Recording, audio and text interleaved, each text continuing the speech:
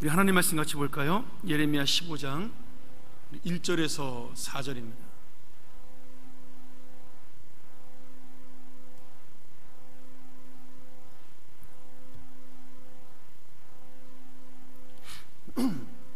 한 절씩 교독하죠.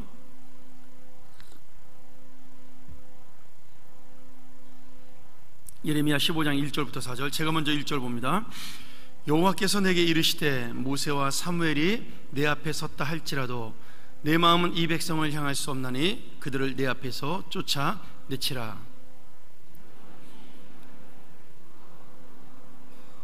너는 그들에게 이르기를 여호와의 말씀에 사망할 자는 사망으로 나아가고 칼을 받을 자는 칼로 나아가고 기근을 당할 자는 기근으로 나아가고 포로될 자는 포로됨으로 나아갈지니라 하셨다라. 나 여호와가 말하노라. 내가 그들을 네 가지로 벌하리니 곧 죽이는 칼과 찢는 개와 삼켜 멸하는 공중의 새와 땅의 짐승으로 할 것이며 유다 왕 히스기야의 아들 므낫세가 예루살렘에 행한 바를 인하여 내가 그들을 세계 열방 중에 흩으리라. 아멘. 오늘 예레미야 15장은 계속되는 하나님의 심판이 전해지는데요, 오늘은 특별히 그 이스라엘의 죄, 다시 말하면 이제 남아있는 남유다죠. 남유다의 죄에 대해서 하나님께서 내가 도저히 더 이상 참을 수가 없다, 그리고 이제는 그들이 돌아오기를 기다리다 내가 지쳤기에 그들을 완전하게 심판하겠다라는 하나님의 그런 말씀이 전해지고 있습니다. 1절부터 9절까지 오늘 큐티 본문이죠. 하나님의 심판을 선포하는 말씀이 나타나고 10절 이후로는 하나님의 말씀을 전하다 지쳐버린 예레미야를 다시 세워주시는 하나님의 위로를 우리에게 말씀하고 있습니다. 오늘 이 말씀을 보면 하나님이 어떻게 이스라엘을 심판하느냐, 그들을 어떤 마음을 가지고 심판하느냐에 대한 자세한 설명이 나오는데, 특별히 이스라엘을 네 가지로 심판하신다고 되어 있죠. 뭐 여러 가지로 표현되어 있지만 결국 그 심판의 그 안에 있는 내용은 뭐냐면 완전히 내가 그들을 심판하겠다라는 겁니다. 그들을 남기지 않겠다라는 의미죠. 1절과 2절에 보면 하나님께서 얼마나 그들을 지금 안타까워하시냐면, 모세가 와도 그리고 사무엘이 와도 내가 그들에 대한 심판을 멈추지 않겠다라고 말씀하시고 있죠. 여러분, 왜 하필이면 모세하고 사무엘인가요? 모세는 출애굽기 32장에서 우상 숭배했던 이스라엘 백성들을 위해 중보기도를 드려서 이스라엘을 구원했던 선지자입니다. 사무엘은 사무엘상 7장에서 이스라엘 백성이 회개할 수 있도록 미스바 대성회를 열어 하나님의 은혜가 임하게 했던 그런 놀라운 선지자죠. 그런 모세와 사무엘, 이스라엘 백성을 위해 중보하고 그들을 돌아오게 했던 그 위대한 두 사람의 지도자가 나타나서 이스라엘 백성을 위해서 기도해도 하나님은 더 이상 그 기도를 듣지 않고 그 중보 기도를 내가 듣지 않겠다라고 말씀하고 있는 겁니다. 지금 하나님께서 이스라엘 백성을 향한 마음이 얼마나 아프고 힘든가를 이렇게 표현하고 있다라는 거죠. 우리나라를 표현한다면 쉽게 말하면 그런 거죠. 내가 죽어도 그들을 용서하지 않겠다. 끝까지 내가 그들을 용서하지 않겠다. 아니면 우리식으로 표현한다면 그런 건가요? 내 눈에 흙이 들어가도 저들을 내가 꼭 심판을 하겠다라고, 그렇게까지 하나님이 결심하시면서 이 남유다에 대한 하나님의 안타까운 마음을 표현하고 있는 겁니다. 여러분, 근데 이 말씀을 이렇게 가만히 읽다 보면요, 하나님께서 얼마나 이스라엘 향해서 힘들고 안타깝다, 그런 마음을 보여주죠. 그리고 실제로 예레미야가 눈물로 아무리 기도를 해도 이제는 더 이상 그 백성을 위해서, 나를 위해 기도한 예레미야의 기도를 들어주지 않고 회개하지 않는 남유다를 완전히 심판함으로 하나님이 얼마나 지금 이 남유다 백성에 대해서 분노했는가를 보여주고 있습니다. 그들이 어디에 있든지 무엇을 하든지 나의 심판은 반드시 임할 것이다. 근데 제가 이 말씀을 읽으면서 제 마음속에 와닿는 것은 이게 반어법적으로 자꾸 와닿는다는 거죠. 하나님은 꼭 심판하시겠다, 내가 그들을 멸망시키겠다라고 말씀하시는데, 그 마음속에는 이렇게 세게 나오시고 강하게 나오시는 하나님을 보면서 하나님은 정말 저들을 사랑했구나, 하나님은 정말 저들을 위하시는구나, 그런 마음을 자꾸 느끼게 한다는 거죠. 하나님이 내가 너희들을 용서하지 않겠다라고 강하게 얘기하면 할수록 이 말씀에 그 나오는 은혜는 이스라엘 백성을 잊어버릴 수 없는 하나님의 간심, 그리고 자기를 떠나는 것에 대한 안타까움, 그런 것들이 하나님의 눈물과 함께 비춰지는 그런 말씀으로 저에게는 다가온다라는 겁니다. 6절에 보면 하나님께서 그렇게 말씀하세요. 내가 이스라엘 백성들을 향해서 염증을 느꼈다, 질려버렸다, 이런 표현을 하십니다. 세번역 성경에 보면 내가 지쳤다, 저들을 내가 설득하고 돌아오기를 기다리다가 내가 지쳤다라고 말씀을 하시는 거죠. 그럼에도 그 말 한 끝에는 지치고 힘들었던 하나님의 마음과 함께 그래도 어떻게 하면 너희들이 돌아올 수 있겠냐라는 그런 하나님의 사랑과 하나님의 안타까운 마음이 정말 깊이 있게 우리에게 다가오고 있다는 겁니다. 여러분, 왜 그럴까요? 하나님은 계속 내가 너희들을 심판하겠다고 말하는데 그 심판 속에 사랑이 보이고 그 심판 속에 왜 은혜가 보일까요? 무관심한 것이 아니기 때문이죠. 여러분, 정말로 질리고 정말로 지치면 사람들은 무관심해집니다. 이 사람들은 잊어버리게 되죠. 근데 하나님은 절대로 내가 이스라엘 백성을 잊어버리지 않겠다라고 그렇게 말씀해주고 있는 겁니다. 예전에 제가 이 버스카글리아가 쓴 그 교육학자인 버스카글리아가 쓴 그 살며 사랑하며 배우며라고 굉장히 오래된 그 유명한 교육학 책이죠. 한 30년 넘었나요? 제가 대학 때 봤던 책이니까. 근데 거기에 보면 그 버스카글리아가 이런 말을 해요. 사랑의 반대말이 무엇이냐? 사랑의 반대말은 미움이 아니다. 사랑의 반대말은 무관심이다. 그렇게 표현합니다. 근데 그 말이 어린 저에게도 굉장히 와닿았습니다. 내가 지금 화를 내고 있는 것, 내가 지금 미워하고 있는 것, 그것은 아직은 그래도 내가 희망을 갖고 있고 아직은 관심을 갖고 있구나, 그런 의미가 담겨 있다는 거죠. 정말 하나님이 이스라엘 백성에게 무관심했다면 이렇게 화를 낼 일도 없다라는 겁니다. 그만큼 이스라엘 백성에게 사랑을 쏟았기 때문에 지금 하나님의 분노가 그만큼 크다라는 거죠. 여러분, 우리 인생 속에서 하나님이 화를 내실 때가 있습니다. 우리 인생 속에 분노하실 때가 있는 거죠. 어쩌면은 우리 교회를 향해서 그런 분노를 하나님이 표출하실 때도 있습니다. 물론 진짜 하나님이 화를 냈다는 의미가 아니라 우리가 그 신인 동용적 표현이라 그러죠. 하나님을 우리와 같은 사람으로 표현할 때 그런 식으로 우리가 표현할 수가 있다라는 겁니다. 하나님이 우리 교회를 향해서, 내 인생을 향해서, 이 나라를 위해서 눈물을 흘리실 때가 있다라는 거예요. 아니면 어쩌면 지금이 바로 이 나라에 대해서는 그런 눈물을 흘리고 있을 때라고 저는 생각을 합니다. 근데 그 하나님의 그 눈물과 하나님의 분노와 하나님의 그 아픔이 우리를 미워하시기 때문이 아니라 우리를 사랑하시기 때문에 그러시다는 말씀이죠. 하나님은 항상 이스라엘 백성을 향해서 전쟁으로 그들을 깨닫게 하십니다. 하나님의 그 방법은 두 가지였어요. 자연재해, 가뭄이 들게 하든지 아니면 전쟁이 나게 해서 이스라엘 백성을 괴롭히는 것이 하나님의 사랑의 표현의 방법이었습니다. 오늘 우리 인생 속에 하나님께서 정말 생각할 수 없는 어려움을 줄 수도 있고 고통을 줄 수도 있습니다. 육신의 건강을 통해서, 아니면 물질의 어려움을 통해서, 아니면 사람을 만남을 통해서. 근데 그 모든 것들이 우리를 향하시는 하나님의 또 다른 표현이라고 우리가 믿을 수 있다라는 거죠. 오늘 이스라엘 백성들은 사실 이해를 잘하지 못했어요. 왜냐하면 예레미야가 이 말씀을 전할 때만 하더라도 이스라엘 백성들이 그렇게 죄를 짓던 시대가 아니었기 때문입니다. 그래서 하나님께서 그들을 이해시키기 위해서 어떤 말씀을 하시냐면 4절에 보면 므낫세 왕의 제약으로 남유다가 망한다라고 그렇게 말씀을 하십니다. 여러분, 이 므낫세가 얼마나 악한 왕이냐면, 우리가 보통 북이스라엘이 멸망하거나 북이스라엘이 심판을 당할 때 하나님이 어떻게 표현하냐면 그들이 여로보암의 길을 쫓아갔다, 아니면 아합의 길을 쫓아갔다, 이런 식으로 악함을 표현합니다.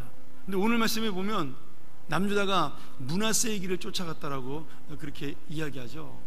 여러분, 므낫세 왕은 이스라엘의 왕들 중에서 악한 왕이, 그 남유다의 왕들 중에서 다윗의 후손 중에 악한 왕이 여러 명이 있죠. 아하스라든지 므낫세라든지 여호아스라든지 이런 왕들이 있지만, 그 중에 정말 상상하지 못할 만큼 가장 악한 왕을 행한 사람이 이 므낫세라는 왕입니다.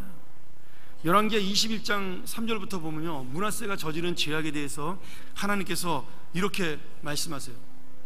그가 우상을 숭배했다. 우상을 숭배한 그 정도가 아니라 아세라 목상을 세워서 하나님의 성전에 세워놓았다. 그리고 자기 아들을 그 우상에게 바치는, 우리가 흔히 그 우상을 몰렉이라는 신이라고 부르는데, 몰렉에게 자기의 친아들을 바치는 그런 정말 악한 일을 서슴지 않고 행하는 왕이다. 백수무당을 만나고 점쟁이를 가까이 하고, 그리고 이 모든 죄를 통해서 자기 혼자만 죄를 짓는 것이 아니라 신하들에게 그 우상을 섬기게 하고 죄를 짓게 하고 백성들까지도 우상을 따르게 한 그런 죄악의 모습들이 정말 너무나 자세하게 기록이 되어 있습니다. 나중에 우리가 역대상하에 보면 하나님이 너무나 분노해서 이 므낫세를 포로로 잡아갈 정도로 다른 나라가 쳐들어오게 해서, 그리고 거기 가서 하나님께 회개하고 므낫세가 돌아오는 장면을 이스라엘이 회개하는 역사로 보여줄 정도로 이 므낫세는 악한 죄를 저질렀던 왕이죠.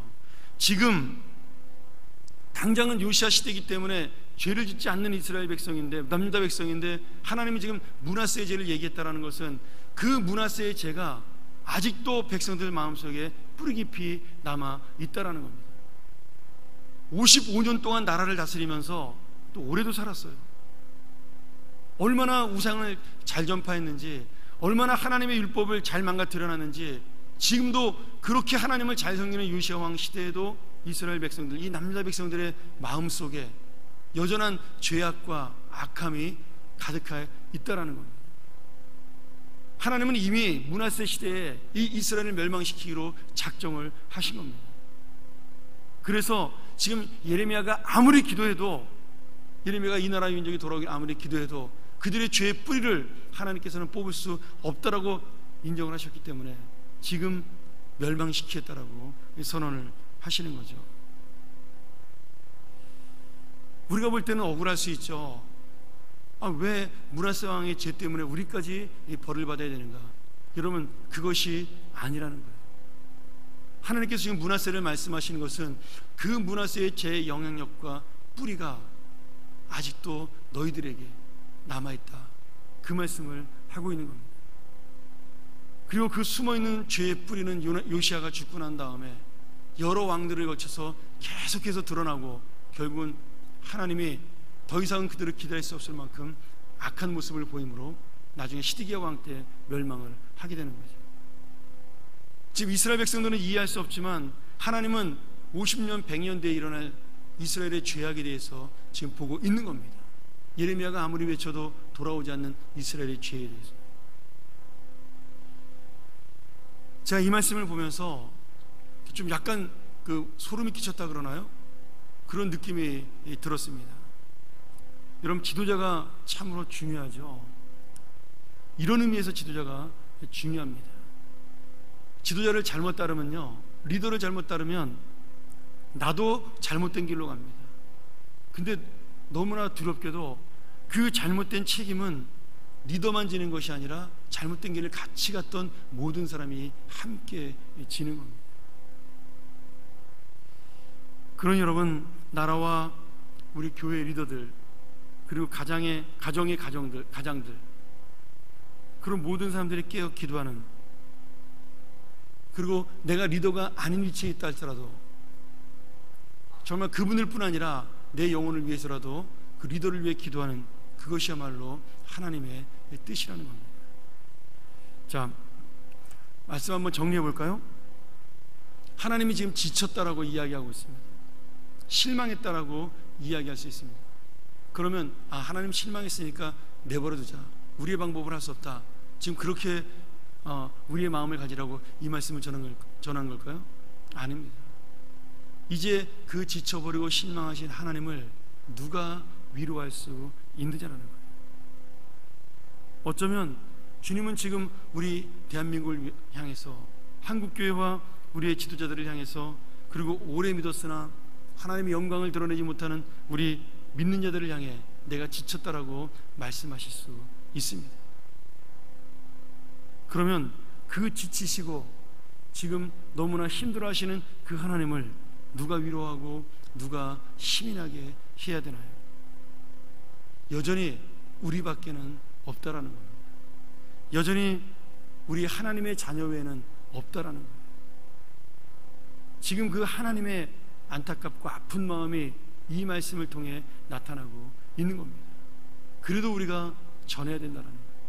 그래도 우리가 기도해야 된다는 겁니다. 지치신 하나님께서 마지막에 예수 그리스도를 이 땅에 보내십니다.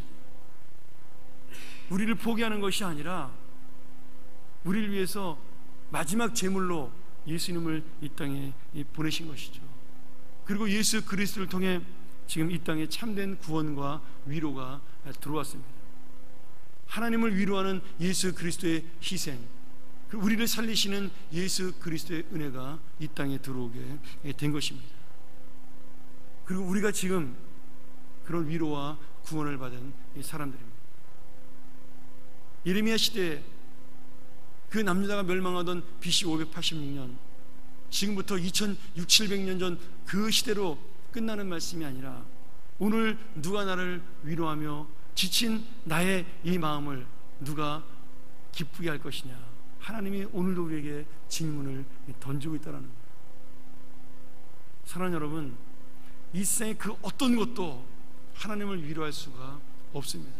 하나님은 완전하신 분이고 하나님은 모든 것을 가지신 이 우주의 통치자세요. 그런데 하나님이 유일하게 위로하고 기뻐할 수 있는 방법은요, 우리가 주님을 바로 믿고 주님을 찬양하는 겁니다. 하나님의 영광을 드러내고 하나님의 그 은혜를 우리가 깨달아 하나님의 뜻대로 살아가는 것, 하나님의 자녀로 내가 살아가는 것, 그것이 유일하게 하나님을 기쁘게 하는 그러한 마음입니다. 여러분, 이 세상에 하나님을 위로할 수 있는 그 대상은 그리스도인들밖에는 없습니다. 하나님의 자녀들 외에는 없습니다. 저는 우리가 임직자 선출을 위해서 또 새생명 축제를 위해서 이 특별 새벽 기도를 2주간 동안 드리고 있지만, 우리의 뽑힐 일꾼들, 하나님 앞에 세워질 일꾼들이 바로 이 하나님을 위로하는 일꾼들이 되어야 한다라고 믿습니다. 그리고 그들만 앞에 나와서 하나님의 일로 주님을 위로하는 것이 아니라 그들과 함께 우리가 손을 잡고 주님의 일을 같이 감으로, 내가 어느 자리에 있든지 하나님의 백성으로 나아감으로 하나님을 위로하고 기쁘게 하는 우리의 삶이 되어야 한다는 거죠. 여러분, 예레미야가 대단한 사람이 아닙니다. 예레미야가 무슨 엄청난 사람도 아니고요, 예레미야가 어떤 능력을 크게 행하는 사람도 아닙니다. 예레미야는 어떤 사람이에요? 그저 하나님의 나라를 위해서, 하나님의 백성들을 위해서 눈물을 흘리고 기도했던, 그리고 주님이 전하라는 말씀에 그저 순종했던 그러한 한 사람의 선지자입니다. 어쩌면은 모든 선지자들 중에서도 가장 연약한 모습을 보이는 것이 예레미야일 수 있습니다. 어떤 기적을 행하는 그런 예레미야가 아니라 그저 아파하고 안타까워하는 예레미야, 눈물을 흘렸던 사람이 바로 예레미야죠. 그런데 하나님께서는 오늘 그 눈물의 기도가 결국 70년 동안 이스라엘 백성을 기다리게 만들었다는, 오늘 누가 이런 위로자가 될까요? 누가 이런 소망을 주님께 던질 수가 있을까요? 하나님께서 우리에게 구원을 주시고 은혜를 주셨는데 이제는 그 지쳐버린 하나님, 6절의 말씀대로 정말로 염증을 느끼셔서 내가 모든 것을 포기하고 싶다라고 말씀하시는 그 하나님을 누가 다시 손을 붙잡고 하나님, 제가 주 앞에 서겠습니다라고 그렇게 나갈 거예요. 오늘 여러분, 우리 모두가 지치지 않는 예레미야가 됐으면 좋겠습니다. 내일 말씀에 보면 예레미야도 지쳐요. 예레미야도 사람이니까요. 그러나 이번엔 또 하나님께서 그 지친 예레미야를 붙들어 주십니다. 여러분, 이번 기도회는요, 우리가 지친 하나님을 기쁘시게 하고 위로하는 기도회, 또 내가 힘들고 어려울 때 내 손을 붙잡고 지친 나를 붙들어주는 그러한 기도회, 한 해가 내가 함께 서로를 위로하는 그런 놀라운 이 아침의 기도가 되기를 주의 이름으로 간절히 축원합니다.